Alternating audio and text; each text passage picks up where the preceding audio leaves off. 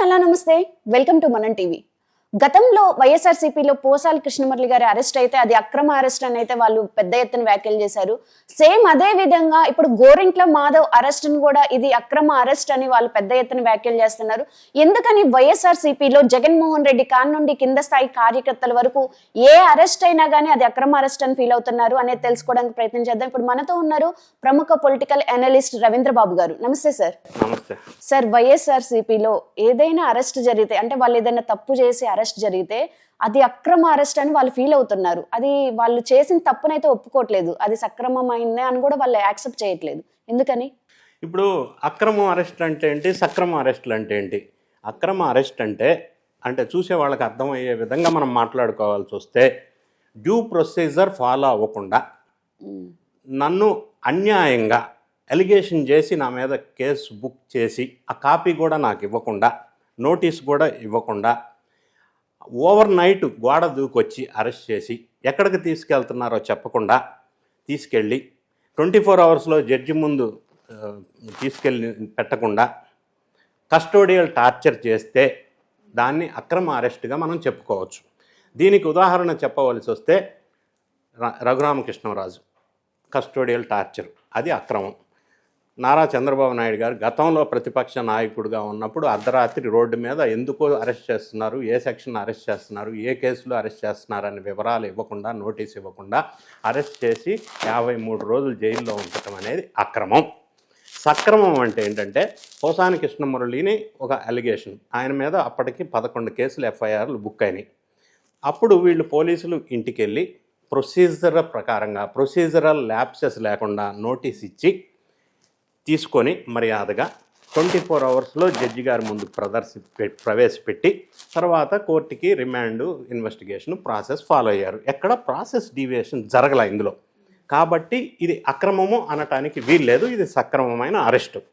నిన్న జరిగిన సంఘటన గుంటూరులో ఒక తెలుగుదేశం పార్టీకి సంబంధించిన ఒక యాక్టివిస్టు ఒక కామెంట్ చేయటం వల్ల ఎన్డీఏ గవర్నమెంట్ పార్టీలకి అతీతంగా మా పార్టీయా ఇంకొక పార్టీ అని చూడకుండా సమాజానికి ఈ సోషల్ మీడియాలో అతిక్రమించి ప్రవర్తిస్తున్న వాళ్ళకి ఒక మెసేజ్ ఇవ్వాలన్న ఒక సదుద్దేశంతో, సత్సంకల్పంతో వాళ్ళ పార్టీకి చెందిన వ్యక్తిని అరెస్ట్ చేసి గుంటూరుకు తీసుకొస్తున్నప్పుడు మాజీ ఎంపీ, మరి ముఖ్యంగా మాజీ పోలీస్ ఆఫీసర్ అయినటువంటి గోరంట్ల మాధవ్ అనే వ్యక్తి ఆ తీసుకెళ్తున్న పోలీస్ వ్యాన్ని అడ్డగించి ఆపి పోలీస్ కస్టడీలో ఉన్న తెలుగుదేశం పార్టీకి సంబంధించిన ఒక వ్యక్తి మీద కొట్టడానికి వెళ్ళటం అనేది అక్రమం. అది నేరపూరితమైన కుట్ర. ఆ సందర్భంలో పోలీసు వాళ్ళు విధులు నిర్వహించకుండా అడ్డుకునటం అనేది నేరపూరితమైన చర్య. దీన్ని అక్రమం సక్రమం అనే క్వశ్చన్ ఎక్కడ వస్తుంది? పోలీసు విధులు నిర్వహించకుండా అడ్డుకోవటం అనేది నేరమే కదా. సో ఈ గోరంట్ల మాధవ్ ప్రస్తావన మనం ఒక్కసారి పరిశీలించినట్టయితే ఆయన ఒక విలక్షణమైన విచిత్రమైన మనస్తత్వం కలిగిన వ్యక్తిగా పోలీసు నుంచి ఖాకీ నుంచి ఖద్దరు డ్రెస్ వేసుకొని కన్వర్ట్ అయిన ఒక పొలిటీషియన్. ఆయనకి ఈ మధ్యకాలంలో ఎన్డీఏ ప్రభుత్వం అధికారంలోకి వచ్చిన తర్వాత ప్రీవియస్గా పోలీసు వాళ్ళు ఒక కేసు విషయంలో ఒక నోటీస్ ఇచ్చినప్పుడు నోటీస్ తీసుకోకుండా తర్వాత నోటీస్ తీసుకున్నారు. అది సెప్టెంబర్ 2024లో జరిగింది. ఆ case section 420, section 409, section 120B కింద కేసు బుక్ చేసి ఆయనకి ఇన్ఫర్మేషన్ ఇచ్చి నోటీస్ ఇచ్చి అరెస్ట్కి సహకరించండి, ఇన్వెస్టిగేషన్ చేయాలి రండి అంటే రాకుండా సమాజాన్ని భయభ్రాంతులు చెందే విధంగా నన్ను అరెస్ట్ చేస్తే లేకపోతే నన్ను పోలీసులు తీసుకెళ్తే అంతర్యుద్ధం జరుగుతుంది అన్నాడు. అంతర్యుద్ధం జరగటం ఏంటి అసలు? అంటే చట్టం ఏం చెప్తుందంటే ఏ వ్యక్తి అయినా సరే ఇద్దరు వ్యక్తుల మధ్య, 2 వర్గాల మధ్య విద్వేషపూరితమైన వ్యాఖ్యలు చేసినా, రెచ్చగొట్టే విధంగా ప్రవర్తించినా, ఆలోచించినా, మాట్లాడినా అది చట్టపూరితంగా నేరం. అండర్ సెక్షన్ 152 కింద దేశద్రోహం కేసు అట్రాక్ట్ అవుతుంది. అయినప్పటికీ ఆ విధంగా బిహేవ్ చేసిన చరిత్ర గోరంట్ల మాధవ్కుంది. గతంలో ఆయన వైఎస్ఆర్ కాంగ్రెస్ పార్టీ అధికారంలో ఉన్నప్పుడు న్యూడ్గా ఫోటోలు లేకపోతే వీడియోస్ భయంకరంగా మనం చెప్పుకోలేని విధంగా పబ్లిక్లోకి వచ్చినాయి. ఆ విధమైన చరిత్ర ఉన్నటువంటి ఇతను మరి ఈరోజు ఈ టీడీపీ యాక్టివిస్ట్ని అరెస్ట్ చేసి తీసుకెళ్తుంటే ఆపటం, పోలీసుల విధులకి ఆటంకం కలిగించటం అనేది నేరం కదా.